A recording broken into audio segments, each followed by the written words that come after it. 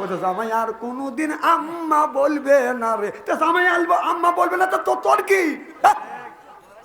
ওই যে গুনার জাল কাটিয়া লোহার জ্বালিয়ে সবুর মিয়া পড়িল কি আছে, ওইটা কবিতা হতে পারে, কিন্তু আমার আল্লাহ কোরআন কোনোদিন কবিতা হইতে পারে না।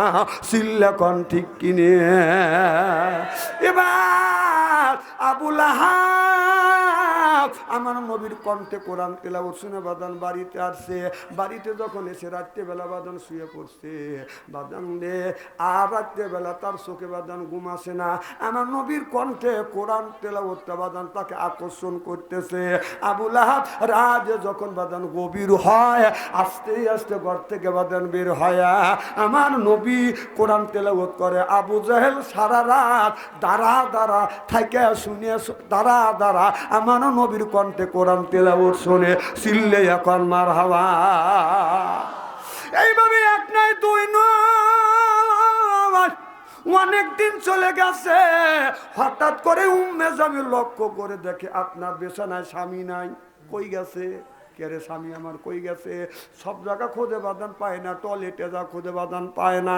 এবার উম্মে জামিল দরজার কাছে বসে রয়েছে। তুই লুচ্চমি করতে গেছিস, কথা বুঝতেছেন না? রাত 2টার পরে আস্তে আস্তে যখন আসতেছে, তখন উম্মে জামিল কি করলেন? আবু লাহাবের হাত ধরে ধরলো, বদমাইশ তুই কই গেছিলি? তোর চরিত্র কি রকম হালকা আমি তো জানি। কথা কয় না রে। মানে ওই সমস্ত নেতাদের চরিত্র একেবারেই হালকা ছিল, কথা কয়। তারপরে এই সরকারের যে চামচা গুনিয়া ছিল, ওদের চরিত্র আরো খারাপ। যদি বিশ্বাস না হয় পরিমনে রিমান্ড দিলেন কয়জন গেছে ওর কাছে।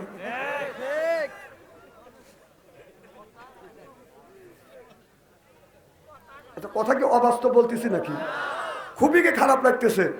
কোরআন হাদিস ইতিহাস বর্তমান প্রেক্ষাপট মিলে কথা বলবে ইনশাআল্লাহ। আমার ভাইরা, উম্মে জামিল আবু লাহাবের হাত ধরে ধরে বলতেছে, তুই কই গেছিলি? কোন মহিলার সাথে তোর সম্পর্ক আছে? কয় আমি কোন মহিলার সাথে আমার সম্পর্ক নাই। কয় তোর চরিত্র সম্পর্কে আমি ভালো করে জানি। কথা কন না কে? মানুষ, দুনিয়ার কোন মানুষের কাছে বুজুর্গ হাজা যায়, কিন্তু বিবির কাছে বাদান বুজুর্গ হাজা যায় না। আপনার দাড়ি দেখে মনে হয় আর দাড়ি দেখে মনে করে যায় মনে হয় অজগবি আলাইহিস সালাম। চেহারা দেখলে মনে হয় চৌথ আসমান থেকে গোসল করে আসছো। তোমার কাজকর্ম দেখলে বাদান ইবলিস লজ্জা পায়। বউ কয় আমি তোকে জানি কি রকম চরিত্রের মানুষ তুই। উম্মে জামিল যখন ওই কথা বললেন, এবার আবু লাহাব বলে, বিবি রে আমি অন্য নারীর সাথে কোনো সম্পর্ক করিনি, আমি যেই জায়গায় গেছি ওইটা বলা যাবে না। তারপরে দিন বাদান আপনার আবু লাহাব বাদান ঘুমিয়ে আছে, আবু লাহাবের বিবি বাদান ঘুমায় না। এবার আবু লাহাব বলে, বিবি রে তুমি কেন ঘুমাও না? তুই ঘুমা। কি কথা কয় না? তুই ঘুমা, তুই ঘুম পাক, তোকে আজকে বাড়তে যাবে দেবো না। আবু লাহাব আমার নবীর কণ্ঠে কোরআন তেলাওয়াত শুনছে, মনটা শুধু শুনছে। বিবি ঘুমাইলে বাদান যাইয়া কোরআন তেলাওয়াত শুনবে। ও বাদান আবু লাহাব চিন্তা করতেছে আমি একটু ঘুমের বান্দরি। আর আবু লাহাবের বিবি উম্মে জামিল মনে মনে চিন্তা করতেছে আমি যদি চোর যদি ধরতে চাই, আসামি যদি ধরতে চাই, তাহলে আমার ঘুমের বান ধরা লাগবে। আবু লাহাবের বিবি মোসর দিয়ে ডান পারলে কায়থা শুয়ে থেকে গোংরা দিয়েছে। আবু লাহাব কাম হয়েছে। আবু লাহাব আস্তে আস্তে করে বাদান বিছানার থেকে উঠিয়ে দরজার শিকল যখন খুলতে চাইছে, খুলছে এমনি বাদানা খটাং দরজা বাদান একটা আওয়াজ বাদান বের হয়েছে, উম্মে জামিলের কানে গেছে। এবার আবু লাহাব দরজা খুলিয়া এক পাও বাদান বাইরে দিছে, আর এক পা বাদান ভিতরে। উম্মে জামিল লম্প দিয়ে যাইয়া পিছন থেকে বাদান আপনার জামা টান দিয়ে ধরছে। বারবার কুকুর তুমি খেয়ে গেছো দান, এবার ধরা পড়িয়া গেছা ওরে সোনার সাদ, ওরে সোনার সাদ। জোরকন ঠিক কিনে কি? কার সাথে তুমি প্রেম করছে? আমার সাইতে কি সে সুন্দর?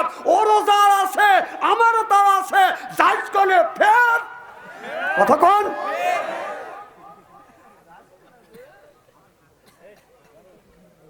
আসলে ও কি খারাপ কাজে যাচ্ছে? যতক্ষণ যাচ্ছে। এবার আবু লাহাব বলে, বিবি রে, অনর্থ ভাবে আমাকে সন্ধি করিস না। বিবি তুমি জানো না, তুমি নেতার মেয়ে, তুমি নেত্রী, তুমি নেতার বউ, তুমি নেত্রী। বিবি রে, তুমি একটা আমার কথা শোনো।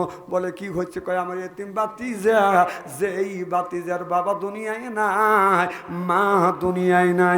বিবি রে, আল্লাহর কসম করে বলতেছি রে বিবি, আল্লাহর কসম করে বলতেছি, আমার ওই বাতিজা কোরআন তেলাওয়াত করে, তার কণ্ঠে আমি মধুর কণ্ঠ কোরআন তেলাওয়াত শুনি।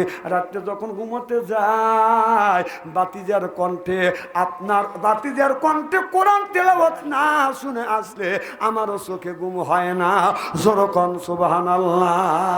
এ বিবি, বাতিজার মুখে কোরআন তেলাওয়াত হলো আমার ঘুমের ওষুধ। সুবহানাল্লাহ, একটু জোরকন। কিসের ওষুধ? ঘুমের ওষুধ।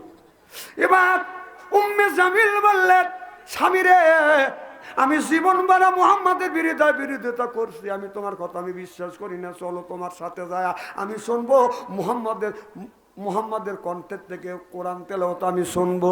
ভাই বিবি, তুমি মহিলা মানুষ, তুমি যদি যাও তাহলে কিন্তু ধরা পড়ে যাব। যাইতে যদি চাও তোমার বোরখা পরা লাগবে। কয় না, আমি বোরখা পরবো না, আমি তো বোরখায় বিরোধিতা করি। বলে বিবি রে, এইভাবে গেলে ধরা পড়ে যাব, তুই বোরখা পর। কয় বোরখা তো নাই, একটা চাদর পরছে, আর একটা চাদর গায়ে দেওয়া দান, চোখ মুখ ডাকছে।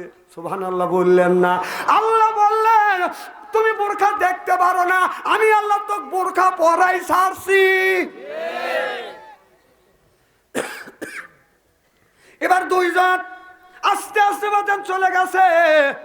যা দেখে আমার নবী কোরআন তেলাওয়াত বাজান শুরু করছে। আবু লাহাব যাইয়া বাজান কানিতে দাঁড়াইয়া মধুর কণ্ঠ কোরআন তেলাওয়াত শুনতেছে। আবু লাহাবের বিবি উম্মে জামিল বাজান আমার নবীর মুখে কোরআন তেলাওয়াত শুনিয়া চোখের পানি ফেলে ফেলে বাজান কাঁদতেছে আর বলতেছে, স্বামী রে, এত সুন্দর করে মোহাম্মদ কোরআন তেলাওয়াত করতে পারে আমি শুনেছি। আমার বাবা ছিল কবি, আমার দাদাও ছিল কবি, অনেক কবির মুখে কবিতে শুনছি, কিন্তু মুহাম্মদ সাল্লাল্লাহু আলাইহি সাল্লাম যেটা পাঠ করতেছে এটা কোনো কবির কবিতা না, এটা হলো আল্লাহর আসমানি আওয়াজ। উম্মে জামিল আর কানের থেকে বের হয় না। এদিকে কিছু লোক আস্তে আস্তে বাদান বের হয়, আস্তে আস্তে। এবার আবু লাহাব দেখে দেখে বলতেছে, বিবি রে, অনেক মানুষ আসতেছে, আজকে কিন্তু ধরা খাওয়া যাবো। এবার বিবি বলে, না যাবো না। আবু লাহাব বলে, না এখানে থাকা যাবে না। হাত ধরে জোরে করে এরকম করে জ্যাংটা টান দিয়ে নিয়ে যাচ্ছে, নিচের থেকে নিচের চাদর খুলে বাদান পড়িয়ে গেছে। সুবহানাল্লাহ, এটা জোরে কর। ধরিয়া নিয়ে বাড়িতে চলে গেছে। কিছুক্ষণ পর ওই কোরআন তেলাওয়াত শোনার জন্য বাদান আরেকজন কাফের বাদান আসছে। আরেকজন কাফের এসে দেখে কে যেন, এ মনে হয় কে যেন এখানে কোরআন তেলাওয়াত শুনে গেছে নবীর কণ্ঠে। আমার মনে হয় একজন মানুষ আসছে। আগে যা দেখে একটা চাদর পরিয়ে আছে, চাদরটা হাতে নিছে। এ চাদর আর কেউ নয়, এই চাদরটা হলো উম্মে জামিলের। কথা বুঝতেছেন না? আবুল আহাবের মিয়ার আর আবুল আহাবের বইয়ের আবু জেহেলের মিয়ার এই চাদরটা আপনার আবুল আহাবের বইয়ের চাদর। এই চাদরটা হাতে নিছে। আসামি তো ধরছি, গোপনে গোপনে তোমরা গোপনে গোপনে মুহাম্মাদের কোরআন তেলাওয়াত শোনো। কথা বুঝতেছেন না? আবু জেহেল, আবুল আহাব, উতবা সাহাবা, মক্কার ভিতরে বাদান তারা চারজন হলো বাদান বড় নেতা। তারা বলেছিল মুহাম্মদ সাল্লাল্লাহু আলাইহি সাল্লামের জবান থেকে কেউ যদি কোরআন তেলাওয়াত শুনতে যায় তাকে 10 বছরের জেল আর 10,000 টাকা বাদান জরিমানা। তাহলে ওরাই ঘোষণা করলো, ওরাই আইন পাস করলো, ওরাই ঘোষণা করলো, ওরা স্বামী স্ত্রী মিলিয়ে কোরআন তেলাওয়াত শোনার জন্য আসছে, কোরআন তেলাওয়াত শুনতেছে। চাদরটা সুন্দর করে বাস করিয়া বগুলের নিচে নিয়ে বাদান আবু লাহাবের বাড়িতে যা বলে, আবু লাহাব তুমি আইন পাস করছো, ঘোষণা দিয়েছো, গোপনে গোপনে যাইয়া তুমি আর তোমার বিবি মুহাম্মদ সাল্লাল্লাহু আলাইহি সাল্লামের জবান থেকে কোরআন তেলাওয়াত শোনো। আবু লাহাব বলে, আমরা যাই না। কই তুমি গেছো? কই প্রমাণ কি? কই এই যে চাদর। সুবহানাল্লাহ, একটু জোরে কর। আবুল আহাব ভিতরে রাখা বিবি ধরা পড়ে গেছি। তা কেমন? ওরদা ধরে ফেলাইছে।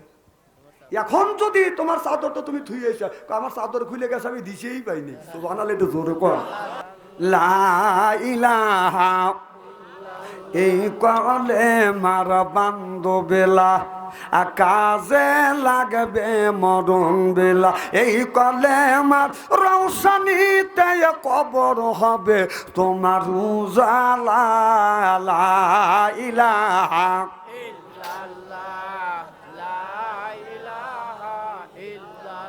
আমার ভাইয়ের আমার, আল্লাহ কোরআন কারীমের মধ্যে ৮০ জায়গা বললেন ওয়াকিমুস সালাহ, নামাজ কায়েম করো, অতু যাকাত, তুমি যাকাত আদায় করো, কুতিবা আলাইকুমুস সিয়াম, রমজান মাস আসলে রোজা রাখো। এ কথাটা কার? আল্লাহ বললেন আকিমুস সালাহ, নামাজ কায়েম করো, অতু যাকাত, যাকাতের কথা আল্লাহ ৩০ জায়গা বলছে, আর নামাজের কথা আল্লাহ ৮০ থেকে ৮২ জায়গা বলছে। কুতিবা আলাইকুমুস সিয়াম, রমজান মাস আসতে রোজা রাখো, এই কথাটা কোরআনের মধ্যে ১ থেকে ২টি জায়গা ইঙ্গিত দিছে। আর আমাদের দেশের কিছু মানুষ নামাজ কোনোদিন পড়ে না, মাথায় হলো বাদান বড় বড় বড় বড় বড় বাদান জব, পরনে বাদান সালার সব, এরপরে গলায় হলো মালা, হাতে হলো বালা। আমি হিসাব করে দেখলাম ওই লোকটাই অরিজিনাল শয়তানের শালা। নামাজ নাই, রোজা নাই, খালি পাগল হাজা কয় খাঁচার ভিতর আছেন পাখি ঢুকলো কিভাবে, যে খাঁচার ভিতর আছেন পাখি ঢুকলো কিভাবে, মসজিদকে খাওয়াইলে সানা পাখি কি খাবে, হায় হায় মসজিদকে খাওয়াইলে সানা পাখি কি খাবে, মসজিদ খাইলে মাখন সানা পাখির তো খাওয়া হইল না, মসজিদকে খাওয়াইলে সানা পাখি কি খাবে, পাখি গু খাবে, তা তোর কি? পাখি খাইতে চায় নামাজ, পাখি খাইতে চায় কোরআন তিলাওয়াত, পাখি খাইতে চায় বাদান জিকির, তুই নামাজ পড়, রোজা কর, হজ কর, যাকাত দে, এটা হলো নামাজ, রোজা, হজ, যাকাত, কোরআন তিলাওয়াত হলো পাখির খাদ্য। সিল্লে যখন মারহামা, নামাজ নাই, রোজা নাই, শুধু বাদান আপনার শয়তানি করে। আল্লাহ বলে ইন্নাল্লাযিনা আমানু, ইন্না মানে নিশ্চয়ই আল্লাযিনা যাহারা ঈমান আনবে ওই আল্লাহর উপরে, ওয়া আমিলুস সালিহাত, আর যারা নেক কাজ করবে, ১ নাম্বার ঈমান আনবে, আর যারা ২ নাম্বার নেক কাজ করবে, ওই লোকটা যখন জান্নাতে যাবে ৭০,০০০ হুর আসবে রিসিপশন করে জান্নাতে নিয়ে যাবে। কয় হাজার? এই হুর জান্নাতি মেহমান যখন পাবে, হুর আসিয়া এইরকম করে বাদান ডান হাত দিয়ে বাম হাত এরকম করে ধরবে, ধরিয়া হুর ওই লোকের মুখের দিকে তাকাইয়া, জান্নাতবাসীর মুখের দিকে তাকাইয়া বাদান মুস্কি হাসি দিবে। এই হুরটা হুরের দিকে যখন ওই লোকটা যখন তাকাইবে, এক নজরে ৭০,০০০ বছর চলে যাবে, চোখের পলক ফেলবে না, এত সুন্দর চেহারা। এক নজরে তাকাইবে, ৭০,০০০ বছর চলে যাবে। রাস্তা দিয়ে যদি একজন মহিলা যায়, একবার যদি তাকান আল্লাহ মাফ করে দিবে, দ্বিতীয়বার তাকাইলে আল্লাহ তার আমলনামায় গুনাহ লিখবে। এই ওয়াজ একদিন করছি, যুবক রে, রাস্তা দিয়ে যদি তোমরা অন্য নারীকে দেখো, ওই মহিলার দিকে যদি একবার তাকাও আল্লাহ মাফ করে দিবে, দ্বিতীয়বার তাকালে আল্লাহ আমলনামায় গুনাহ লিখবে। এখন একটা যুবক বলে হুজুর মহিলার দিকে যদি একবার তাকান যায় আল্লাহ যদি মাফ করে দেয়, দ্বিতীয়বার তাকালে যদি আল্লাহ আমলনামায় গুনাহ লেখে। হুজুর এক নজরে ১.৫ ঘন্টা তাকা থাকবো।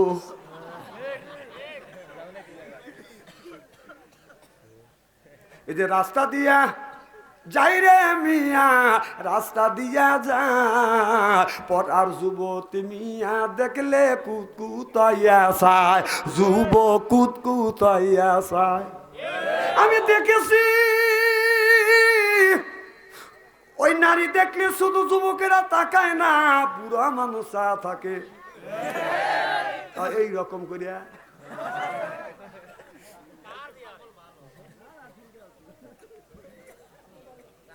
আমার ভাইয়ের আমার, রাস্তা দিয়ে যদি মহিলা হাইটে যায়, একবার তাকালে আল্লাহ মাফ করবে, দ্বিতীয়বার তাকালে আমল নামায় গুনাহ লিখবে। একজন আমারে বলতেছে, হুজুর শুধু মহিলার পক্ষে কথা বলো, আমাদের বিরুদ্ধে কথা বলো।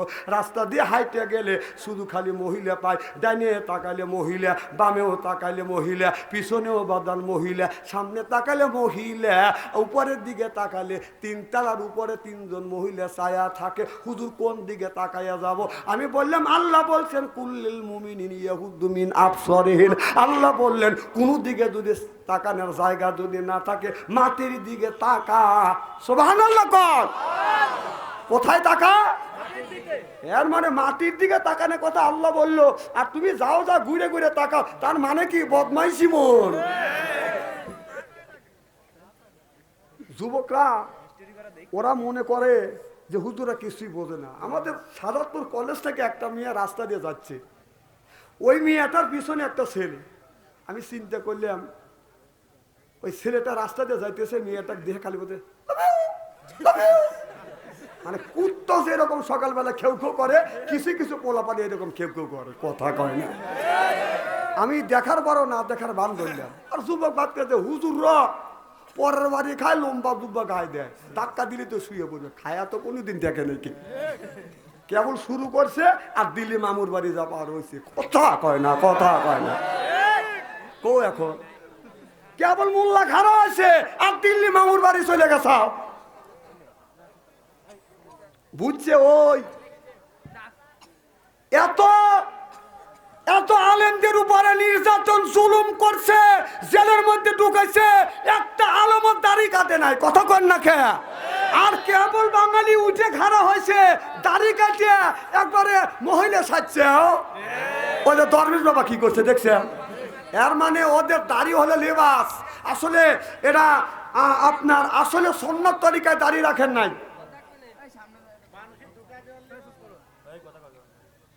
মানুষের ধোকা দেবে লেগে এমন ভাবে, এমন দাড়ি, যে সুন্দর দাড়ি আমরা আশ্বাস করি যাহারে এত সুন্দর দাড়ি দরবেশ বাবাকে দিছে, সেই দাড়ি কাটছে। কত শালা খারাপ, দাড়ি কাটিয়ে দুইজন পলাইতেছে, তা মানে জেলেও এরকম করে যায় না, কতক্ষণ টলারে ধরা পড়ছে, আর নিচে ধরিয়ে ভালাইছে, চাল ধরিয়ে ভালাইছি। তখন ও চিন্তা করছে আমি ধরা পড়ছি, তাহলে ও না বাইসে গেল।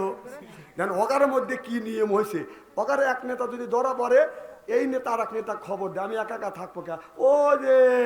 ও যে ওই সালমান ফার্সি রয়েছে ওখানে, কথা কয় না। খালি ওর বেলায় না, আমি লিখে একটা নেতা ধরে যেই ধরবেন কবে আর এক নেতা আছে ওই রামকান্দিপুর, ওরাই ওদেরকে ধরা দিতেছে, আমাদের দরবের দেওয়া লাগে না, কথা বল। প্রশাসন ধরতে যাচ্ছে না, ওরা কথা দিতেছে খালি আমাকে ধরলে ও রামকান্দিপুর, ও অমুক গ্রামে, ও অমুক গ্রামে ধরে নিয়েছে, ধরে ধরে খালি ডুবাইতেছে। যেই ধরছে তখন কয় আমি একা না, ওই যে ওকে কয় তো দরবেশ বাবা, যাদের সোনা কি সুন্দর দাড়ি কাটছে রে, শালা লজ্জাও করে না। তুই মানুষের মধ্যে মুখ দেখাস কিভাবে? শালা লুচ্চ। হ্যাঁ, নায়িকার হাতে অনেক কাম আছে, অনেক জিনিস ধরা পড়া গেছে। হাসতেছে, আমি গালি দিয়ে এরা খালি হাসে। আপনাদের মন এত সরল সোজা, আমি আল্লাহর কাছে দোয়া করি আল্লাহ যেন জান্নাতে তার নেক আমল শিখে দেয়, আমিন কম। আর যদি ওই দলের দুই চারটা চামতা থেকে থাকে, ওর খালি শরীর জ্বালাবেলা করতেছে, মা আসুক ডাকে নিয়ে তোর মা, কতক্ষণ উচিত কথা করলি, মা আসুক, তোর মা আর জীবনে আসবে না। আরো বাংলাদেশের হেই রাজনীতি নাই। আমার ভাইরা, কি জন্য বলতেছিলাম,